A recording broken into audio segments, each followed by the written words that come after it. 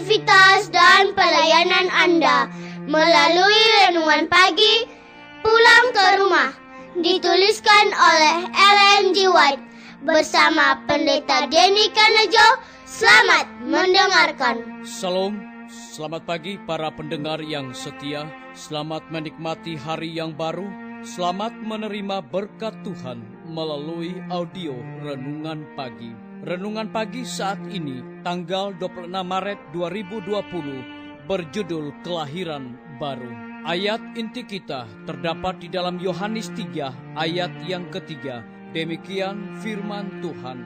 Aku berkata kepadamu sesungguhnya, jika seorang tidak dilahirkan kembali, ia tidak dapat melihat kerajaan Allah.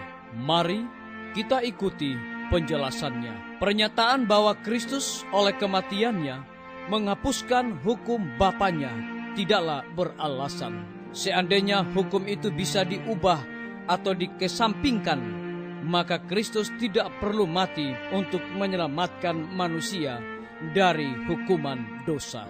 Kematian Kristus yang sama sekali tidak menghapuskan hukum itu, membuktikan bahwa hukum itu tidak bisa diubah. Hukum Allah dari sifatnya sendiri tidak dapat diubah. Hukum itu adalah penyataan kehendak dan tabiat penciptanya. Allah adalah kasih dan hukumnya adalah kasih. Prinsip agungnya ialah mengasihi Allah dan mengasihi manusia. Kasih adalah kegenapan hukum Taurat, dicatat di dalam buku Roma 13 ayat 10. Tabiat Allah ialah kebenaran. Demikianlah sifat hukumnya. Pemazmur berkata, Tauratmu benar, segala perintahmu benar. Dicatat di dalam buku Mazmur 119 ayat 142 dan 172. Dan Rasul Paulus menyatakan, jadi hukum Taurat adalah kudus, dan perintah itu juga adalah kudus, benar dan baik. Dicatat di dalam Roma 7 ayat 12. Hukum seperti itu yang menjadi pernyataan pikiran dan kehendak Allah sudah tentu sekekal penciptanya. Pertobatan dan penyucianlah yang mendamaikan manusia kepada Allah, oleh membawa manusia itu selaras dengan hukumnya. Pada mulanya manusia diciptakan menurut peta Allah. Ia sangat selaras dengan sifat dan hukum Allah. Prinsip-prinsip kebenaran dituliskan di dalam hati. Tapi dosa memisahkan dia dari penciptanya. Ia tidak lagi memancarkan peta ilahi. Hatinya berperang dengan prinsip-prinsip hukum Allah. Sebab keinginan daging adalah perseteruan terhadap Allah, karena ia tidak takluk kepada hukum Allah. Hal ini memang tidak mungkin baginya.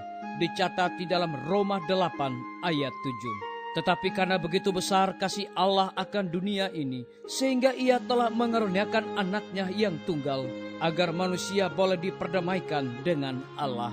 Melalui jasa-jasa Kristus, manusia itu bisa kembali selaras dengan penciptanya. Hatinya harus diperbaharui oleh rahmat ilahi. Ia harus mempunyai hidup baru yang dari atas. Perubahan ini adalah kelahiran baru. Tanpa itu, kata Yesus, ia tidak bisa melihat kerajaan Allah. Langkah pertama dalam pendamaian kepada Allah ialah pengakuan dosa. Dosa ialah pelanggaran hukum Allah. Oleh hukum Taurat orang mengenal dosa. Dicatat di dalam 1 Yohanes 3 ayat 4, Roma 3 ayat 20. Agar dapat melihat dosanya, orang berdosa itu harus menguji tabiatnya dengan standar kebenaran Allah.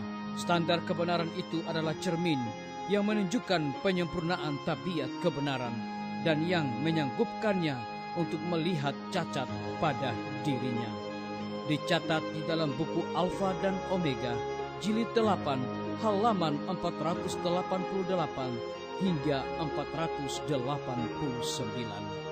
Saudara-saudaraku, para pendengar yang setia dimanapun Anda berada saat ini, semoga firman Tuhan hari ini akan menjadi berkat rohani bagi kita semua dalam melakukan aktivitas kita masing-masing. Saya mengajak semua para pendengar yang setia untuk berdoa bersama-sama.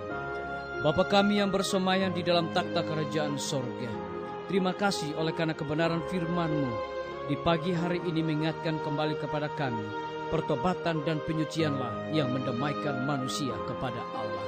terpujilah nama-Mu ya Tuhan.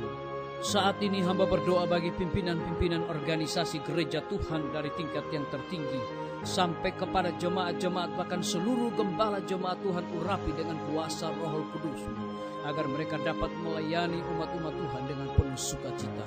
Dan lebih daripada itu ya Tuhan, kiranya Engkau juga bebaskan mereka dari virus corona. Hamba juga berdoa bagi semua guru-guru, para kepala sekolah, dan semua para siswa, anak didik di setiap lembaga sekolah Tuhan. Engkau lindungi, pelihara mereka Bapa, agar supaya mereka juga terhindar dari virus corona. Hamba juga menyerahkan tim medis, Tuhan berkati dokter, perawat, bidan, dan semua para pekerja kesehatan.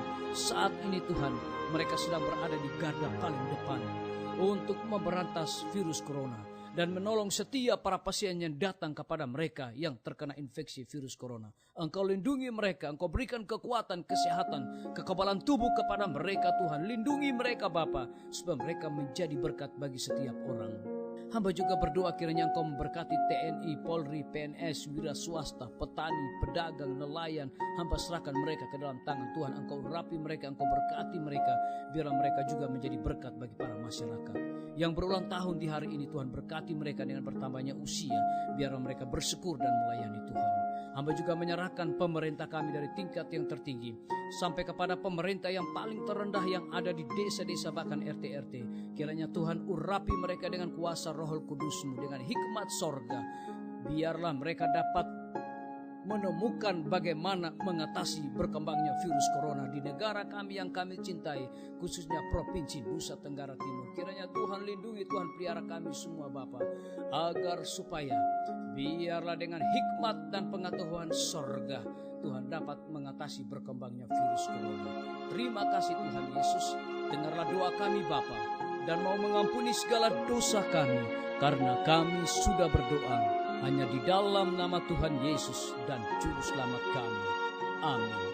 Sampai jumpa. Tuhan Yesus memberkati kita semua. Betapa ku rindu negeri yang indah yang disediakan Bapa. Sana orang saleh memuji Tuhan, di surga senang kekal. Ku rindu ke surga, sana rumahku, rindu masuki gerbang mutiara, tak pernah bersusah atau gentar, di surga ku hidup.